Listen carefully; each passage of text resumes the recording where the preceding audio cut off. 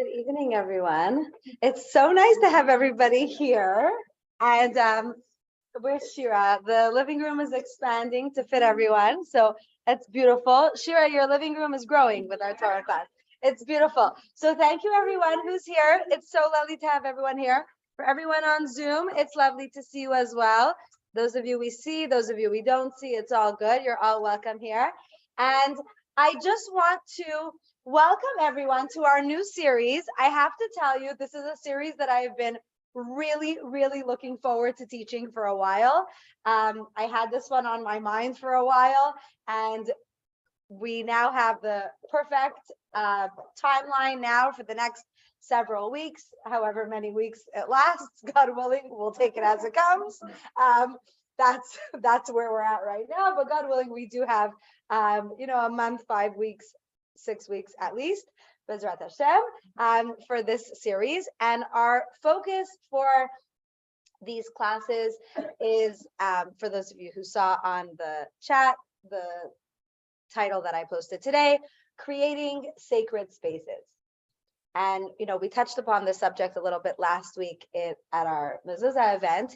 And the idea of what we're going to be focusing on is transforming the physical house, the rooms in our house, the physical, brick and wood and living quarters that we spend much of our time in, into a divine space, transforming it from a house into a home, and transforming it from just any home into a holy space, a sacred space, a place where spirituality and divinity is felt, is celebrated, and can be expressed in a way that feels personal and relatable.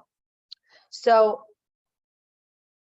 when we think of the first Jewish home, the first Jewish home that is discussed in the Torah, anybody know? Whose home? Abraham and Sarah. It was a tent. Come in. Now we can really start. Come on in. All right. Do you want to bring a couple of more chairs? Oh, thank you.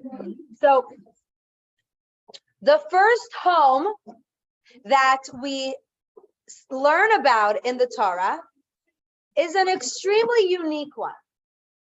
Abraham and Sarah, our patriarch and matriarch, Abraham and Sarah, the first Jewish couple, the first couple that, expressed their belief in God and taught us about godliness and faith. Their home is described in the Torah. And though it looked a little different than ours, and they were, in a tent in the middle of the desert with 4 doors, the aesthetics were a little different. I don't know if you would be able to call it, rustic or modern or contemporary. It certainly wasn't country, but the essence, definitely mystical, the essence of the home is actually one that could be a reflection of any of our homes as well. How is their home described? Well, their home is defined by the 3 miracles that were present in the tent when Sarah entered the tent. And those miracles stopped when Sarah passed away.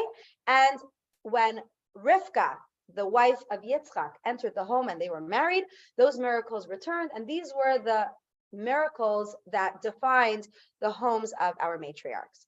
What were these 3 miracles? So the first one that is described are the candles that remained lit all week long. Now that wasn't because there was a huge amount of oil. The candles, the Shabbat candles in their homes, the light permeated the entire week. The next focus that we have in their homes is the challah. The bread in their kitchen, the dough, the challah remained fresh. There was a blessing in her dough, in Sarah's dough, in Rivka's dough, that remained all week long. And there was a cloud hovering above the tent. The cloud is a representation of God's presence, the Shekhinah, and that was present in the home, which was due to their marital intimacy being based on the foundation of Taharat HaMishpacha. So if we look at these three defining elements of their homes, even if we have different tiles in our kitchen and a different color tablecloth on the table, the idea of, a Shabbat table as being part of a home, the table, the dining room space, the kitchen, and the bedrooms, and specifically the master bedroom, is something that we can see in every home. Certainly in a home where there is a couple living, and even in a home without a couple living, even if it's just one person living in the home or friends living together, whatever it is, these elements can be found in every home. And these rooms, you walk into any house, you'll find a kitchen. Besides for mine, when I moved into my house, for those of you who remember way back when I first moved in and the previous landlord gutted their kitchen and then decided that she was selling the house. So we bought a house with no kitchen in it. Most situations, right? Every house has a kitchen. So what makes a kitchen spiritual? Every house has a table and chairs. What makes that a spiritual space? Every house has a bedroom. But what makes that a spiritual space? So we have the blessings. And most importantly, we have what we do with each of these spaces. What we do in our kitchens, what we do at our table, what we do in the bedroom. All of those are not just that take place in a certain area, but they actually transform the space into a holy space. And that responsibility really lies in the role of the woman in her home. The tone that the woman sets in the home is carried through in every part of the home. The energy that the woman brings into her home is the energy that can be felt by everyone else who lives in the home, and everyone who walks into the house can feel the presence, the energy, the warmth, or the opposite, the welcoming nature, or the opposite, you see it in the little things. If the woman of the home is very focused on cleanliness, you'll notice that right away. I'm remembering the white handles on the fridge in your home when I was there. That was awe-inspiring. If anybody wants to know how to have the cleanest home, that's also beautiful, warm, and inviting, you should visit Virginia's house. I don't know if she'll let you in. You might have to take your shoes off. I'm kidding. Her home is beautiful and welcoming and always spotless. If you have a woman who loves to cook and has that feeling, you'll smell that and you'll feel that when you enter the home. A woman who values art, you'll see that when you enter the home. A woman who values guests and, having people around the table, you'll feel that energy in the home. The energy of the woman is what permeates the fiber of the home. And this isn't by chance.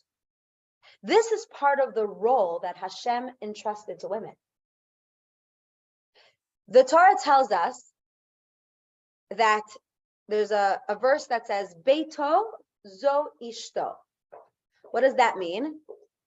That when it refers to somebody's home, in reference to a man's home, Beito, his home, it actually is referring to his wife. Now, this is a term that's used in the Gemara. This is a term that's used in the Talmud. The idea of the home being representative of the woman. In fact, for anyone who remembers when we learned, the series about women in history, and we learned about Esther, and we learned about how the relationship between Esther and Mordechai, and the term that's used that she was raised in his home, and Rashi explains that by it the home refers to a wife that they were actually married. And we see this idea that The home represents the marriage. The home represents the woman specifically.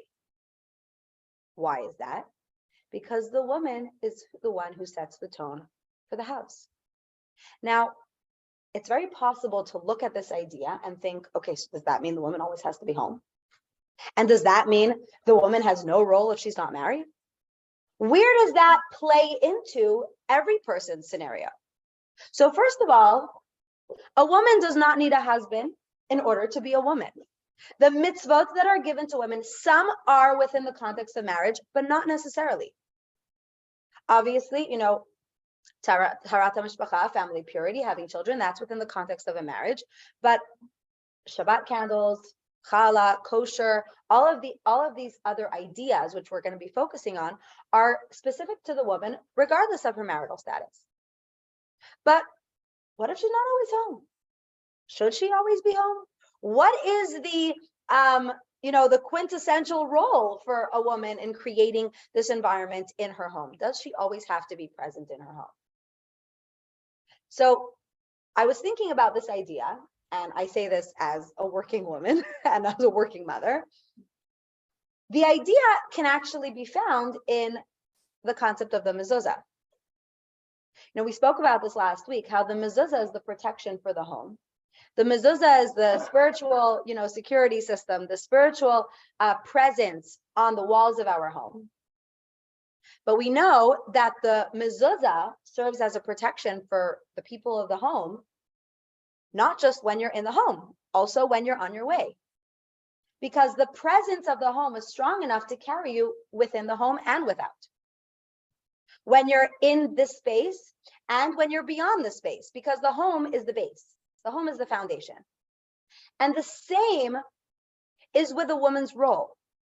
In order for a woman to set the tone in her home and to create a space of spirituality, it doesn't mean she always has to be there. In fact, not necessarily is it ideal for every woman to always be there. And that's a personal choice. If a woman chooses to work at home, not work at all, to work out of the house, that's a personal choice based on the woman's preference, the family dynamic, the financial situations, and so many other relevant factors.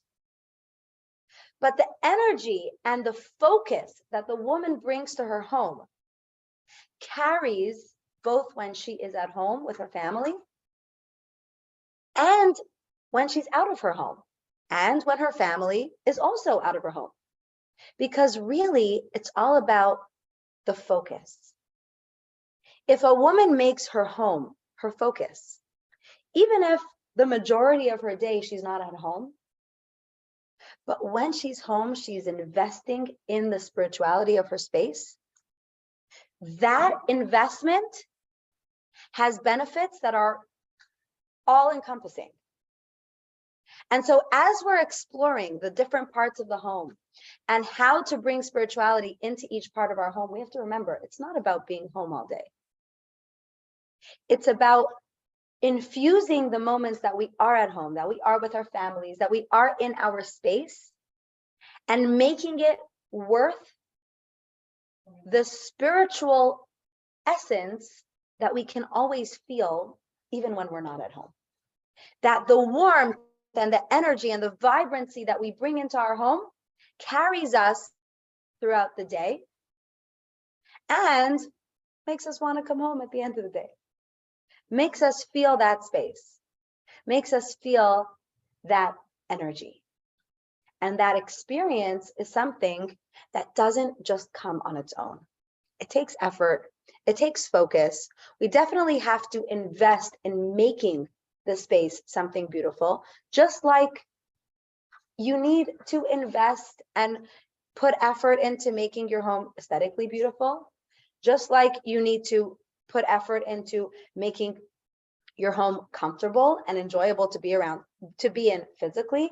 The same is a place where our soul can feel comfortable, where our soul can feel at home and at peace and in a space where it can express itself. So we spoke quite a bit about the mezuzah last week, and we're not going to get into all the details of the mezuzah. But today we're actually going to focus on something else. And it's something that actually in Chabad is to have one of these things actually attached to the wall of our home. So it's not just the mezuzah that should be attached to the wall of our home, to the doorpost, but there is also one other thing that should be attached to the wall of our home, specifically the wall of our kitchens. And I'm not talking about anybody know what I'm talking about? No, that doesn't have to be attached to the wall. The Netilat Yadayim cup. It could be for any woman in any home.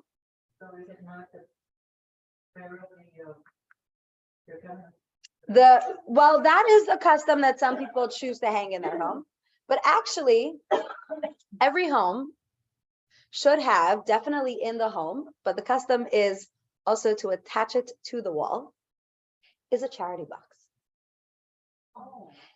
A charity box, it could be anywhere in the home, but specifically the tzedakah box, and we'll get to why it should be in the kitchen as we lead into the kitchen next. But attached to the wall. Now, like put a nail, you'll notice that there are many tzedakah boxes that have a flat back with a hook in the back. That's why they're made for. And why? Why does every home need a charity box, whether you have it attached to the wall or not? Because before Shabbat, we light them. Okay, so before Shabbat, we light the candles, but that's a technicality. So because we need to do this mitzvah, therefore we need to have a charity box for convenience sake. Seems like so technical, right? Why does every home need a charity box? To express I think in order. gratefulness. Say it again. To express gratefulness. Okay, you're on the right track. I love the way you're thinking. So in order for us to fully understand why the charity box is needed in a Jewish home, we really need to understand the mitzvah of charity and the experience of what charity is and why we have a mitzvah to give. So the Hebrew word for charity is, everyone? Tzedakah. Exactly. Now, if you look up charity in the dictionary, in English, you'll see words like generosity, benevolence, giving of yourself to another person, out of the goodness of your heart. When you think of someone who's charitable, they're just a nice guy. They're so generous. They take what belongs to them and they share it and they give it. And that's lovely. The Hebrew word for tzedakah does not mean that. The Hebrew word for tzedakah, the mitzvah of tzedakah, comes from the word tzedek. Tzedek means justice. Justice means what's right, what's correct, what's expected of you, which seems to be the opposite of what charity is, because charity is like, you're doing this whole generous, benevolent contribution that is out of the goodness of your heart, whereas justice is what you have to do. And so when we look at the mitzvah of tzedakah from the Torah perspective, it's actually a mitzvah, a commandment, something that we have to do. And every single person has the responsibility of giving charity, regardless of their financial situation. Even a poor person must do the mitzvah of charity. So what is this idea of charity? So if we look at it as everything that we own is ours, and out of the sheer goodness of our heart we give, then yeah, charity is a generous act. But if we look at everything that we own and everything that we have as what God has entrusted to us, then we realize that God has given some people more because they have a bigger responsibility to give. And that their mission, their purpose is to give more. And that's why God gave them more.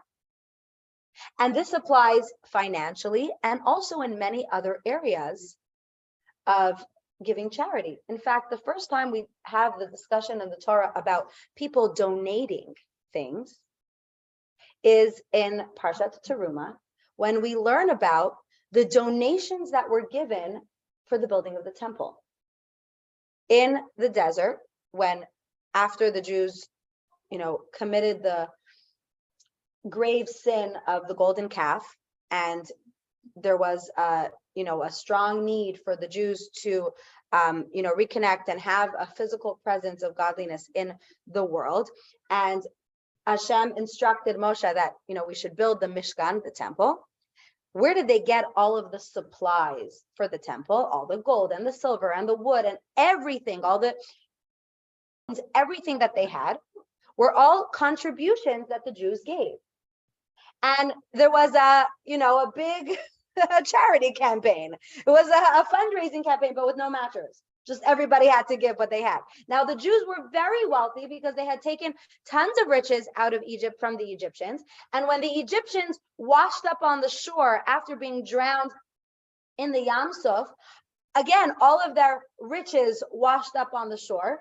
And the Jews were extremely wealthy and had incredible wealth. And it was mainly the women who came forth with these donations.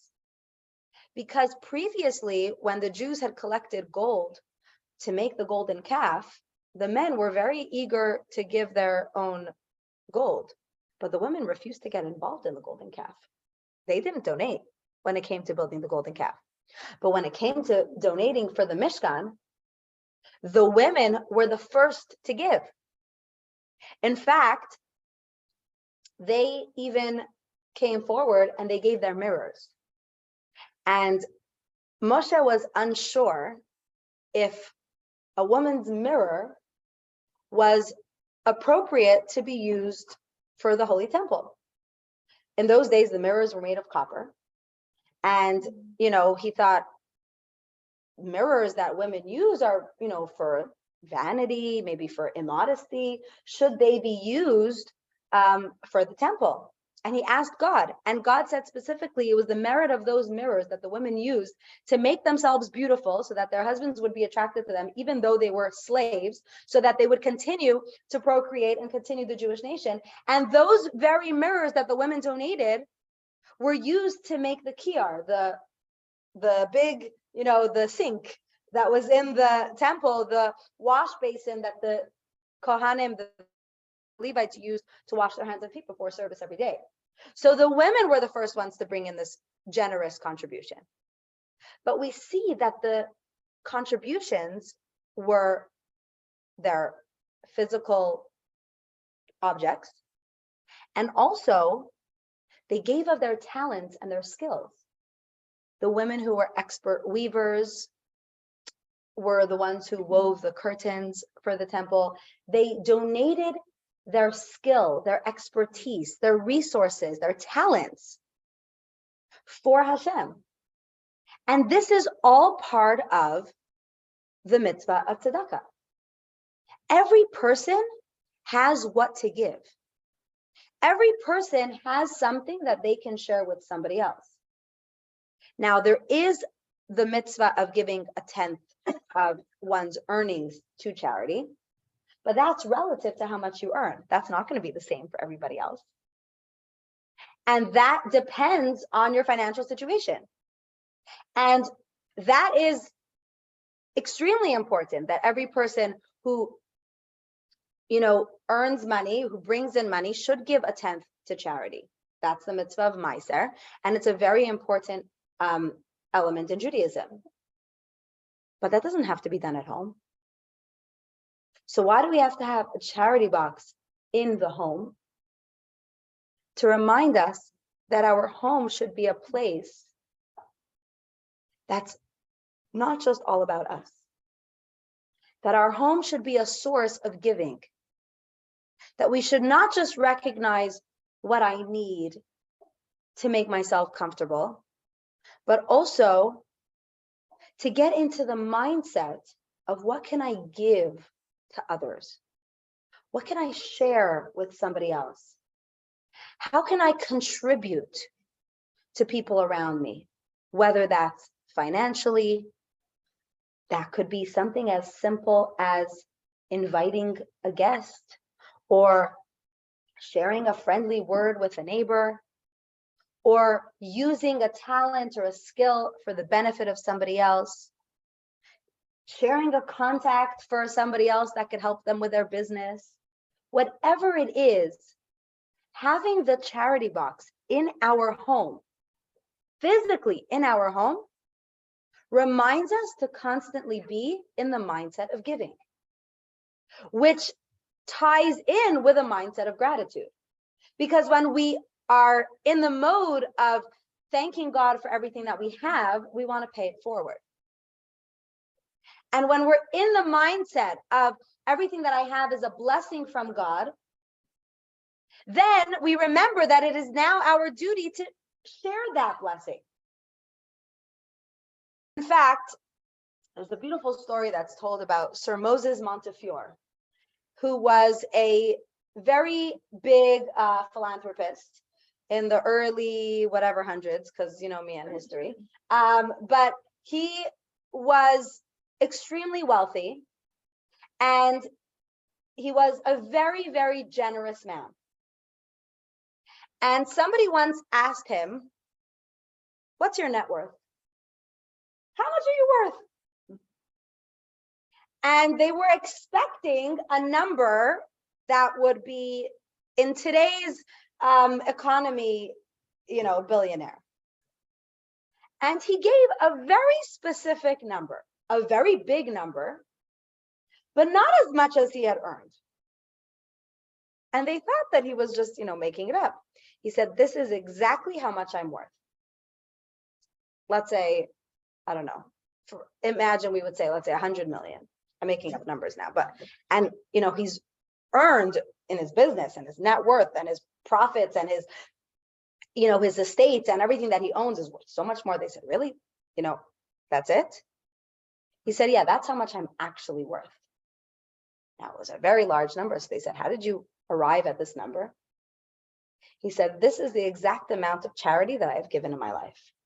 Now that's a big number for the charity he's given. They said, "So why is that your answer?" He said, "Everything I own is mine today, but could be gone tomorrow. But anything that I've given to charity, no one can take that away from me. That's my true value. What I have shared with others is my real worth. Because no matter what happens in my business and my financial status, no one can ever take away all of the tzedakah that I gave." Now, what's amazing about the story is not just how much charity he gave, but the fact that that's what he considered his worth. Not how much he received, but how much he gave, how much he donated. That's what he kept track of more than his earnings, more than his profits. He was keeping track of how much he was giving, because that's what he recognized was his real value, his real worth. And we see this actually in the Hebrew word for giving. The Hebrew word for giving is natan, which in Hebrew is spelled nun taf nun. Now, this is the kind of word that you can read from both directions. Nun taf nun, nun taf nun. It goes both ways. And if we take it a step further for the word vinatnu, which means and they gave, also it's vav nun taf nun vav. You can read it backwards and forwards. It goes from both directions. Now that's not just a cute little, grammar thing. It actually represents what the idea of giving is. It goes both ways. What you give is really what you get. What you contribute is really what you feel that you receive. I've spoken to so many people who volunteer for different organizations. I was actually having a conversation with someone, and Katya, I think you'll relate to this, a teenage girl who volunteers for the Friendship Circle. Now, Katya is incredible, and she's now involved in the Friendship Circle, and Friendship Circle is lucky to have you. And the Friendship Circle is an organization that services children and families with special needs. And they have teen volunteers who come and, play and become friends, at the Friendship Circle. And this teenager, I was talking to her and I asked her, "How did you get involved?" And she said, "I needed community service hours for my high school. And I knew that it's an easy way to get hours, and I volunteered. And I thought it would be so nice that I'm going to be giving of my time and I'll really make a difference in this child's life." And I said, so how's it going? And she looks at me, she's like, actually, I know that this kid, my friend, is enjoying herself, but I gain so much more. She's like, I gain more from the experience than I'm even giving. And I think that that's something that in so many situations where we give of ourselves, we can relate to this idea that we feel the satisfaction so much more. But you know what? That doesn't make it selfish. That doesn't mean we're not being generous.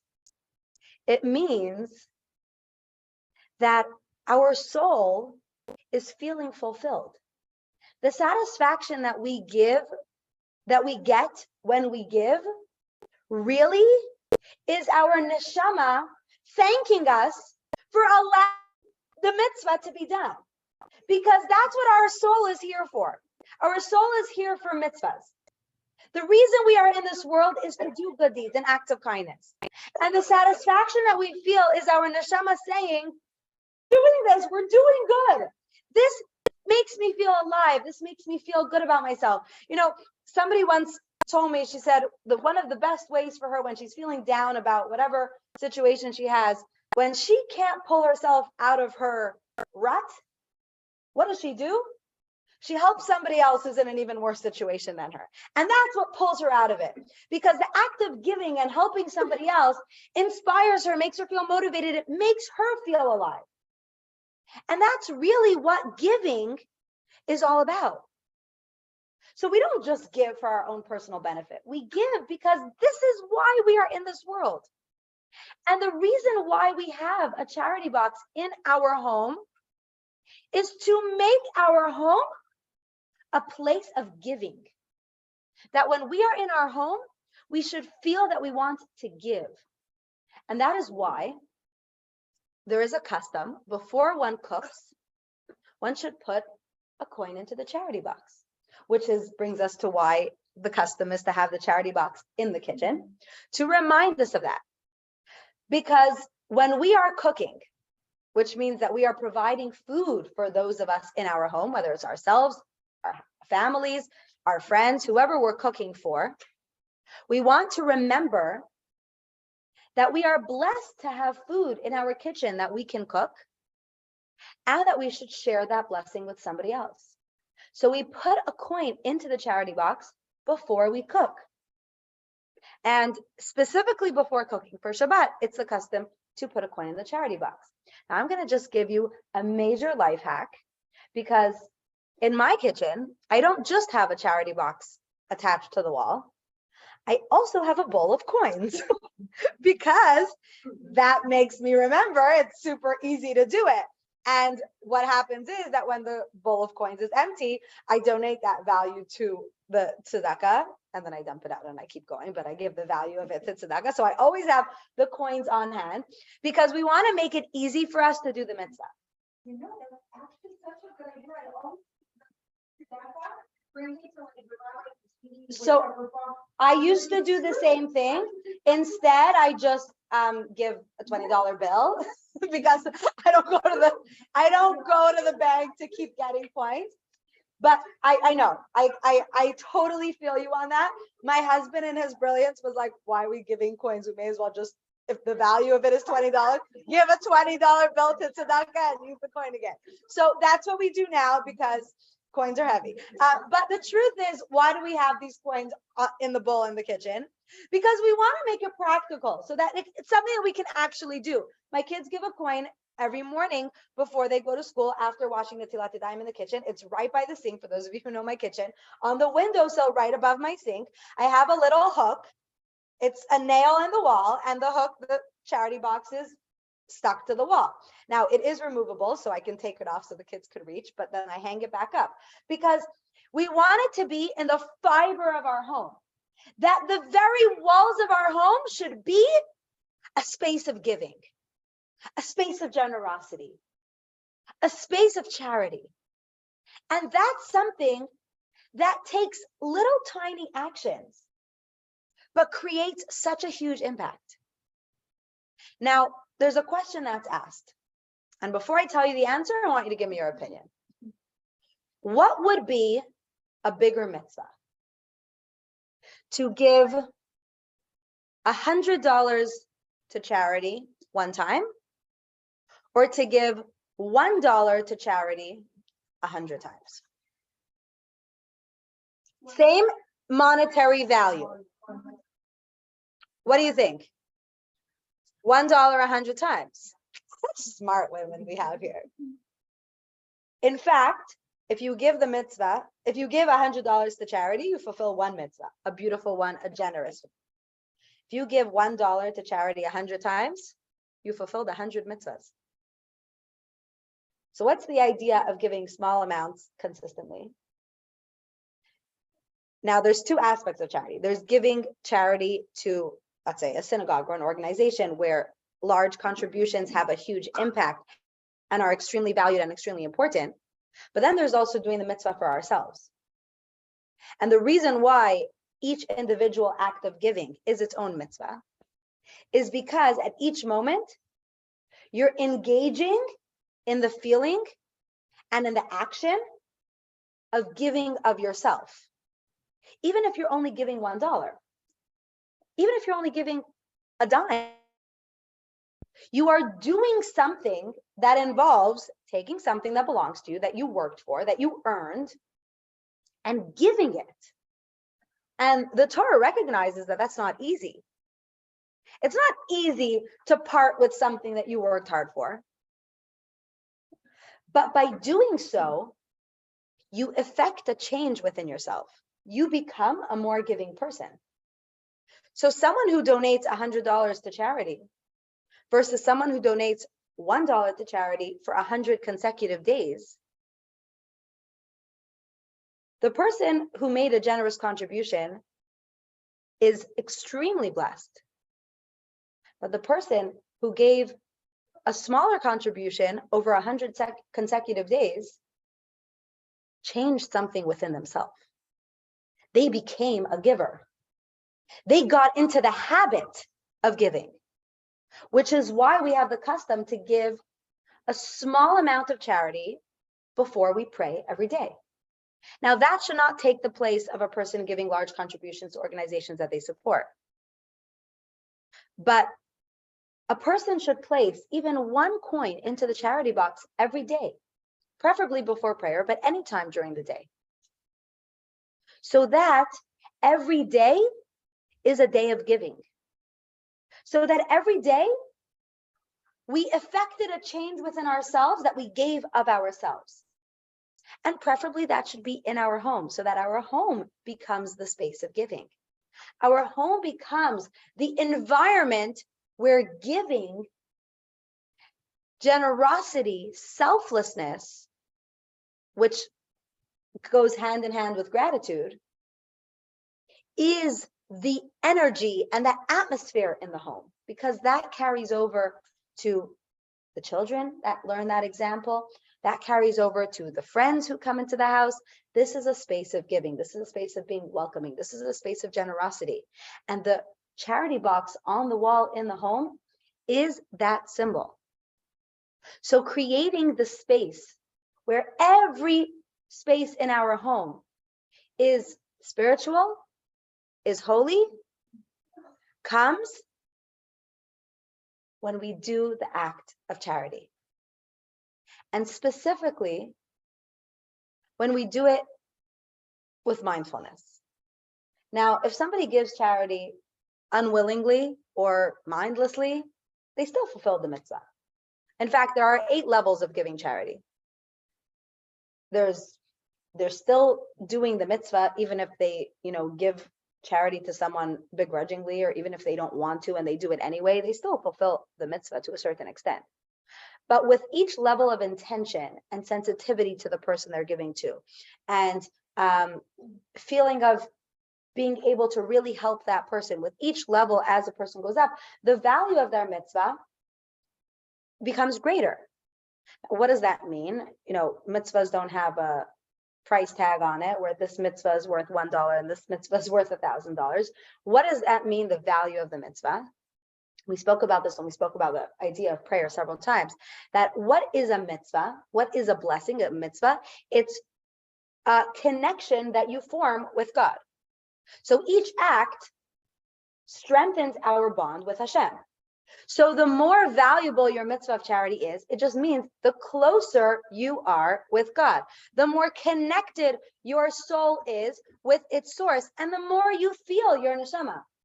So the more mindful we are with the mitzvah, now that doesn't mean we have to necessarily give a higher amount to charity. And this could be with money, this could be with talent, this could be, as we spoke about, sharing our resources, it could be sharing our skill, using it for, volunteering our time, whatever it is. But doing it from a place where we want to contribute because we recognize that everything in our life is a blessing. Everything that Hashem gives us is a blessing to be grateful for, and we want to share it with others. And that is something that has such a ripple effect. It has so much lasting benefits. And like we spoke about in the beginning, it has the power to create an ambiance in our home that exists even when we're not there. And that's something extremely powerful, that it leaves a mark. The energy that we bring into our homes leaves a mark in our homes even when we're not there. When you think about a person, whether it's a person who you know very well or just a friend, an acquaintance, and you think about what defines that person. It's very easy to know when somebody's generous or not, because it's just a feeling that you get from a person. Are they a generous person? Are they a giving person? Something that you can tell right away about a person is, are they a kind person? Because it's something that happens on the inside that's reflected outwardly. And the same thing is with our home.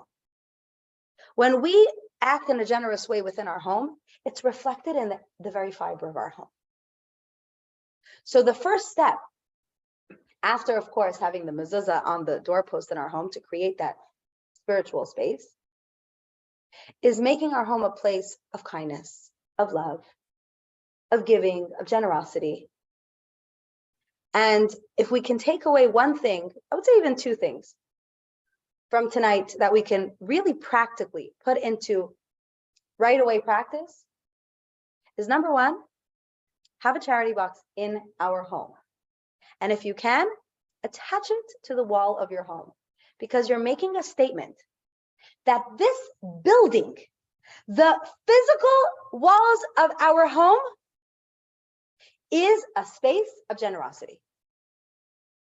Make it that it's within the walls, within the very essence of our home.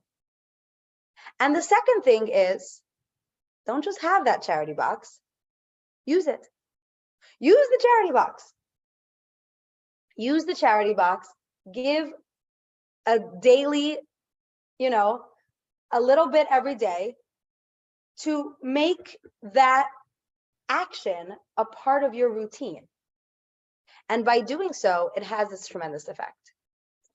And specifically, if you can, bring it into the kitchen.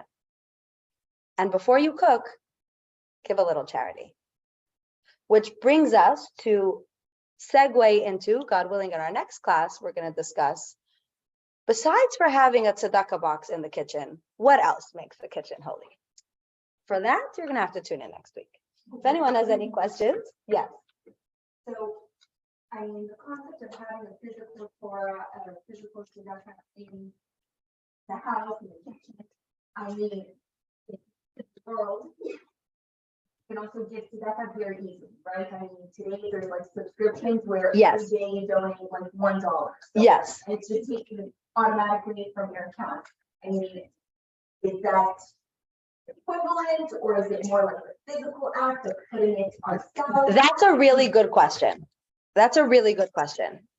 There are wonderful organizations that you can give to. In fact, if anybody wants to sign up, there's a website called $1 a day or something like that, $1 daily, where you sign up, you pay by the month, and it donates actually every day. It donates a certain amount to a different Chabad center around the world. Actually, it's a wonderful organization. There are many organizations like that, and it's beautiful.